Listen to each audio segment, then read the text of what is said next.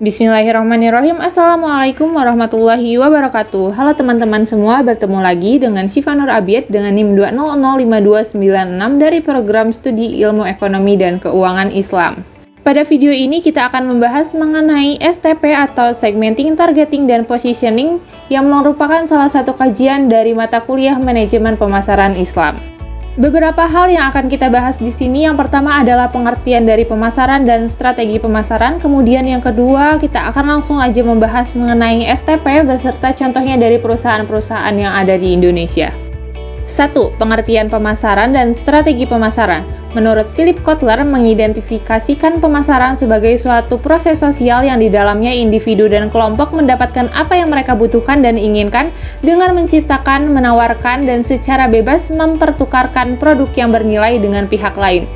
Kemudian, strategi pemasaran menurut Kotler adalah logika pemasaran di mana perusahaan berharap dapat menciptakan nilai bagi customer dan dapat mencapai hubungan yang menguntungkan dengan pelanggan.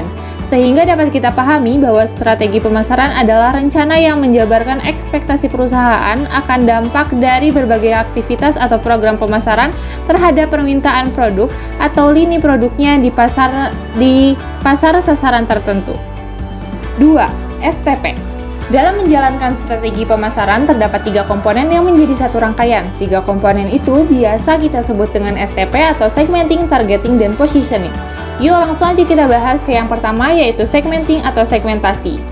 Segmentasi pasar merupakan tindakan mengklasifikasikan pasar ke dalam kelompok-kelompok dengan berbagai kategori.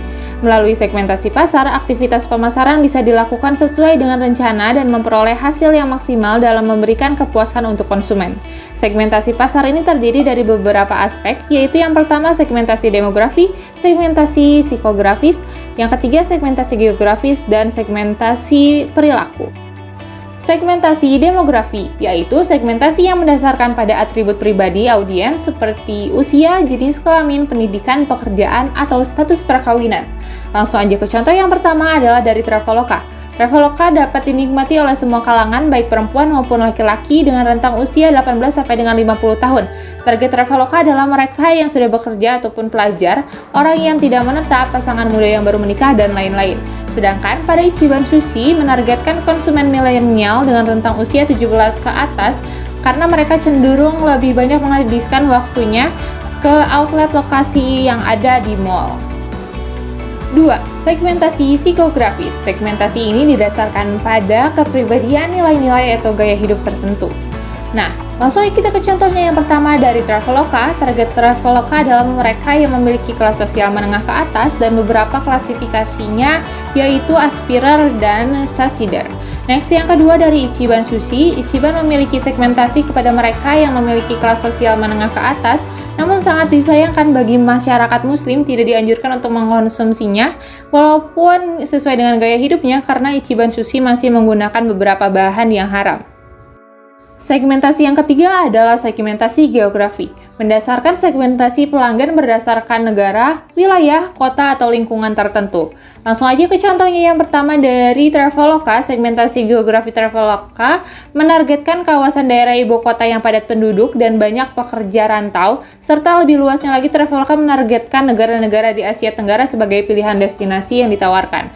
Dan Ichiban Sushi melihat dari outlet yang ada di Indonesia, Ichiban Sushi ini menargetkan konsumen dari seluruh wilayah Indonesia, terutama di kota-kota besar.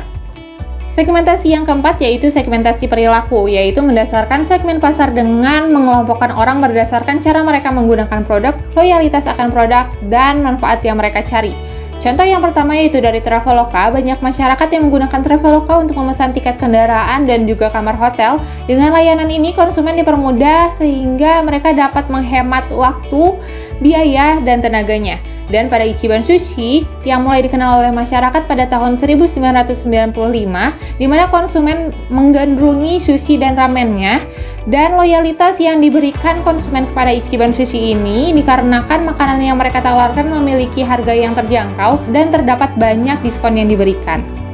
Komponen STP yang kedua adalah targeting atau target pasar. Targeting merupakan tindakan menilai ketertarikan dan minat dari beragam segmen pasar, kemudian menentukan segmen pasar mana yang akan menjadi target pasar. Target pasar dipahami sebagai kelompok yang dipilih oleh suatu bisnis untuk dijadikan sebagai calon pelanggan dengan melakukan penargetan dan segmentasi. Sebagai contoh yaitu dari Traveloka, target Traveloka tersendiri awalnya adalah mereka yang berusia dewasa yang memiliki pendapatan. Namun seiring berjalannya kebutuhan masyarakat, kini target Traveloka adalah dari usia remaja. Namun hal yang terpenting adalah karena Traveloka termasuk aplikasi dengan bantuan teknologi, sehingga penggunanya harus paham bagaimana cara menggunakan aplikasi Traveloka ini. Contoh perusahaan yang kedua yaitu Ichiban Sushi. Restoran Ichiban Sushi ini memiliki target pasar dengan rentang usia 15 sampai dengan 35 tahun yang termasuk ke dalam kelas sosial menengah ke atas yang tersebar di hampir 30 outlet pada kota-kota besar yang ada di Indonesia.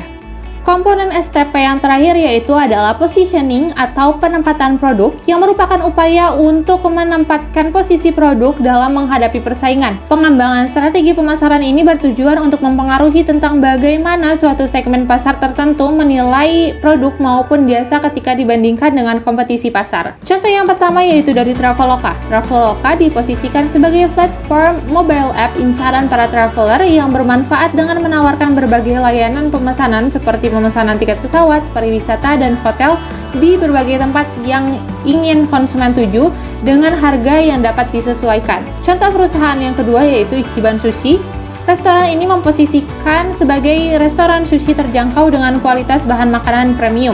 Selain menjual sushi, Ichiban Sushi juga bersaing dengan kompetitor lainnya pada jenis makanan ramen, dan Ichiban Sushi juga memposisikan restorannya dengan kesan trendy yang digemari oleh anak muda. Sekian materi yang dapat saya sampaikan. Terima kasih atas perhatiannya. Mohon maaf atas kesalahan yang saya buat. Jangan lupa like videonya dan terus mencari ilmu. Sampai bertemu di video-video selanjutnya. Wassalamualaikum warahmatullahi wabarakatuh.